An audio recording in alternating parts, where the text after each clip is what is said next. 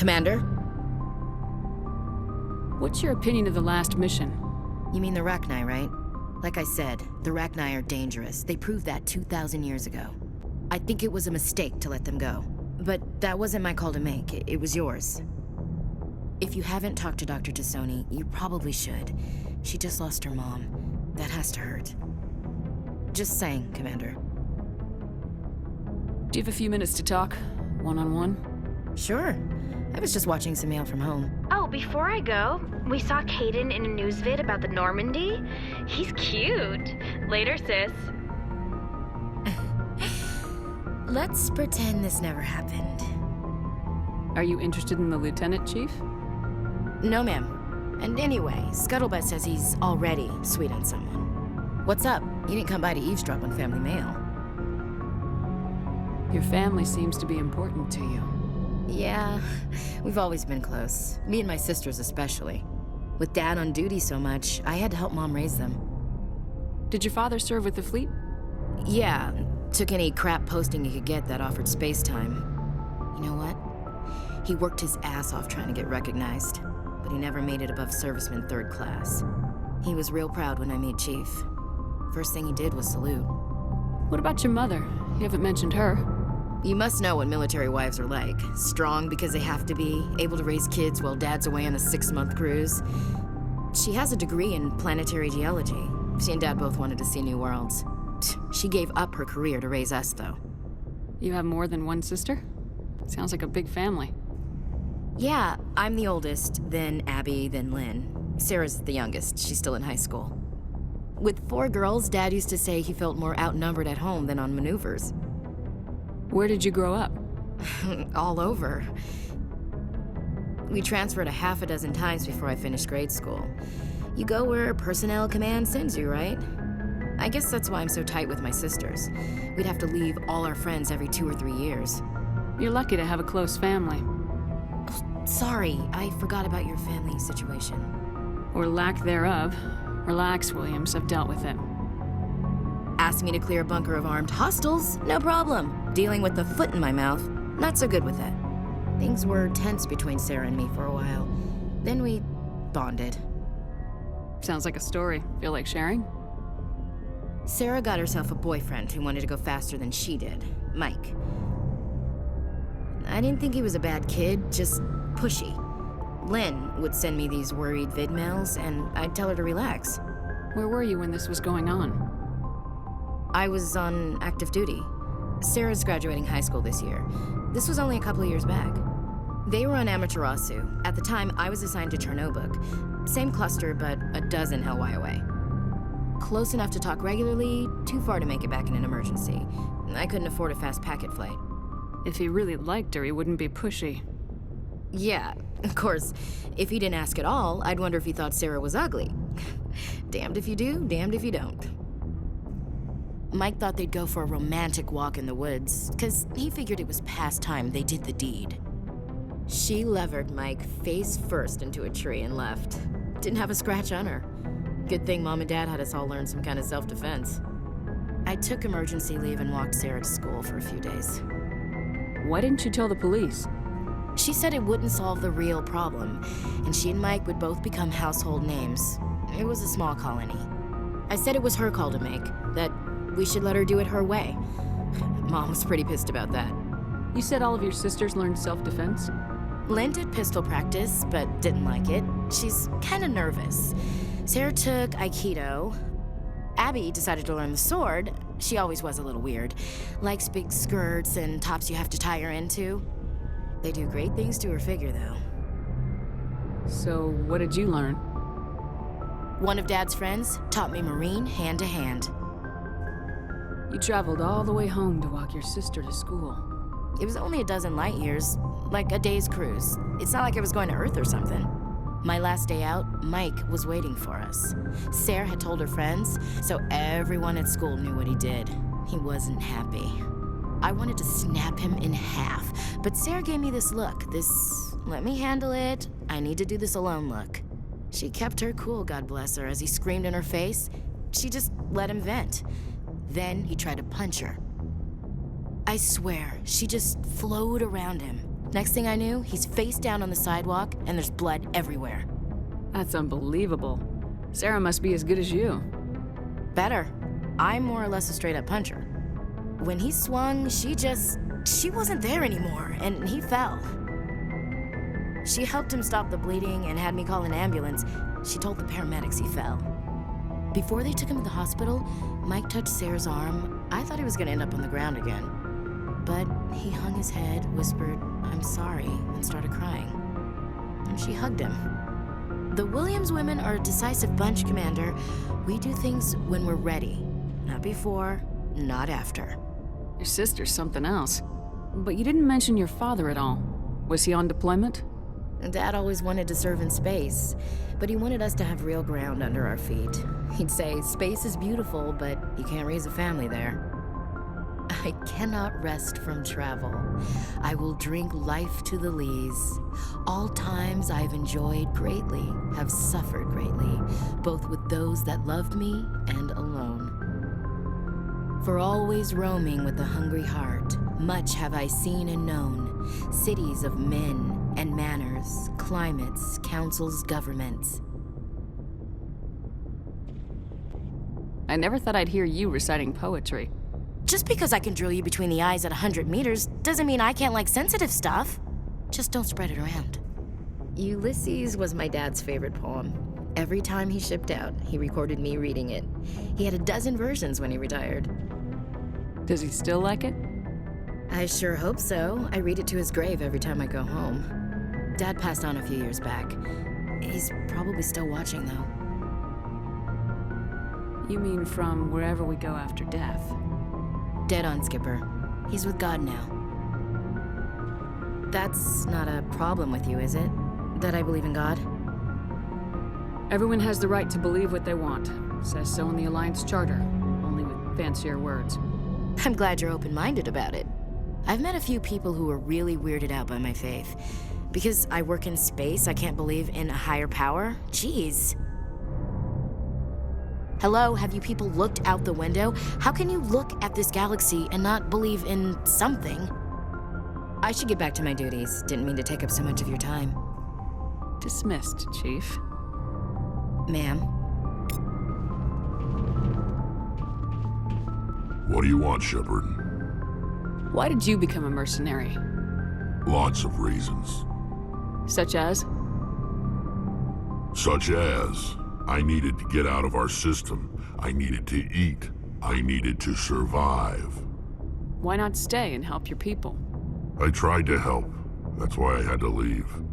What happened? I was betrayed. I was head of a small tribe. We were trying to restore order after the war, but the other tribes were against us. They followed Jared, one of the few warlords who survived the war with the Turians. But he was old, and so were his ideas.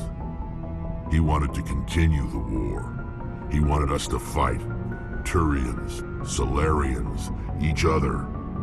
It didn't matter who, as long as we were fighting. What did you want? I just wanted Jared to shut up, to stop his ranting. I wanted him to stop leading the tribes astray. But he couldn't understand how much things had changed. We didn't have the numbers to go to war. Even if we did, the genophage made sure we couldn't replenish our numbers fast enough. I told them all to forget about war. We needed to focus on breeding, at least for one generation. And for a while, we were getting through. Some of the tribes started coming around. I take it the warlord didn't appreciate that. No, he didn't. He arranged a crush with the tribes, a meeting on neutral ground. He wanted to talk. We met at the Hollows, near the graves of our ancestors. The skulls of our dead laid bare to remind us where we come from and where we all go. It's as sacred as any Krogan place can be. Violence is forbidden. Sounds like a trap to me. You must have suspected as much. I did. But when your father invites you to a crush, well, there are some laws that even we hold sacred. Jared was your father? He was, until that day. We talked, but we didn't get anywhere. When it was clear that I wouldn't join him, he gave the signal. His men leapt from the graves of our ancestors like Krogan undead. The few that were loyal to me died quickly. I escaped with my life, but not before I sank my dagger deep into my father's chest. That is why I left, and that's why I'll never go back. You must have family other than your father. Don't you miss them? You trying to make me cry, Shepard? I've got some unfinished business with my family, but that's all. What kind of business? Before I left, I made an oath to my father's father. I swore to recover my family's battle armor. It was taken from him after the uprising. What's so important about this armor? It's a relic. Useless, really. But it was worn by 5 generations of my family before the war. It's rightfully mine. Originally, it was taken by the Turian military. We weren't allowed armor or weapons after the war. Now, it's in the hands of Ton Actus, a Turian scum who collects relics from the war. He's made millions selling Krogan artifacts that were stolen from my people. He's got several bases where he stores his goods, all fortified and guarded. I just don't know which base has my family's armor. Just tell me where to start looking. I'll upload the data to your nav system. But Commander, I want to be there when you find him. So long, Wrex. Shepard.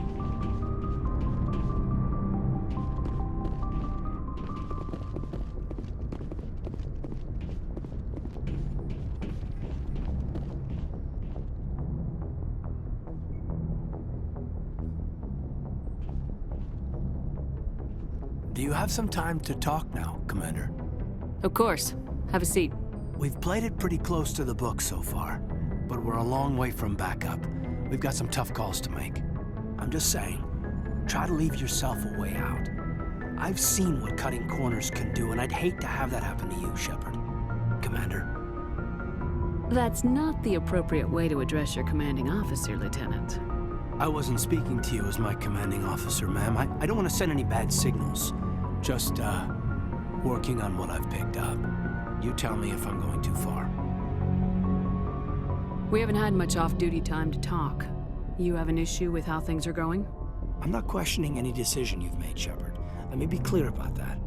It's just my experience that once someone lets something slide, it tends to pick up speed.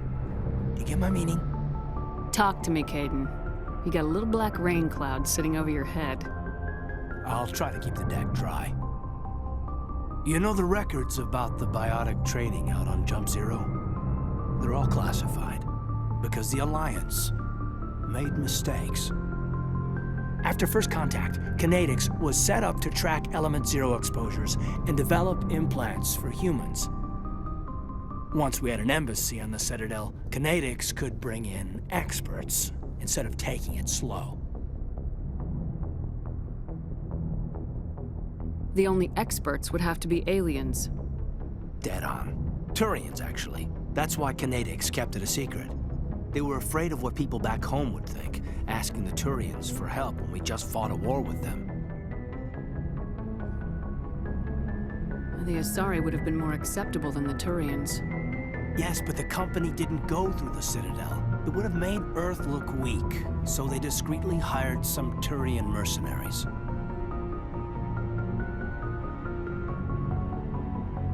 Get your knuckles rapped a few times, Lieutenant? Yeah, you could say that. Our instructor was a Turian by the name of Commander Vernus. To introduce himself, he liked to say, "I was at the helm of the dreadnought that killed your father." Well, I told him my dad wasn't in the war. He'd retired to Vancouver. My family had an inland home that matured to new beachfront. Vernus had it in for me after that.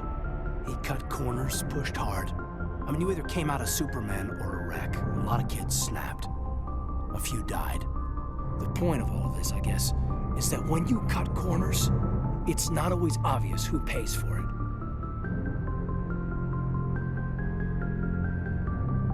So why are you telling me this? Is there something I can do to help you get over it? I'm 32, Shepard. You don't serve as long as I have without coming to terms with yourself. You also learn that if someone is special to you, you help them. Try to keep them from making mistakes. Special, huh? If I'm out of line, just say the word. You're not out of line, Kaidan. But there are regs. I get you, Shepard. I don't make a habit of complicating the chain of command. Just think about what I said. Just trying to get a sense of where the crew's at. Thoughts? I've wasted enough of your time for now, Commander. We'll have time for personal debriefings later. What's your opinion on the last mission? Killing Saren's, what was Benezi anyway? Second in command? Advisor? Anyway, it should set him back a bit. I'm sure Dr. Dasoni's hurting, though. Poor kid. Any opinion on the Rachni? Off the record, if we had the option, I'd as soon have left it to the Council. We weren't out here during the Rachni War. I'm not sure we have any business getting involved. We'll talk later, Kaidan. I'd like that.